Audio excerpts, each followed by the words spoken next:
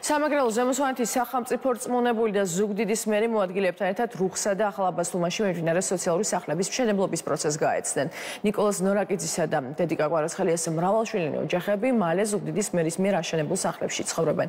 ამ დროისთვის მერია 9 სახლს აშენებს. სოციალური სახლების მშენებლობა ზუგდიდის მერის ექსკლუზიური პროექტია, რომლის განხორციელებაც 2015 წელს დაიწყო. 2015 წლიდან დღემდე კი ჯამში მძიმე სოციალურ პირობებში ცხოვრებ 160 ოჯახს ახალი სახლი აუშენდა.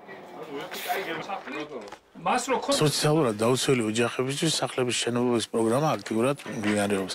ამჟამად 9 ოჯახისათვის სახლების მშენებლობას ვაგრძელებთ.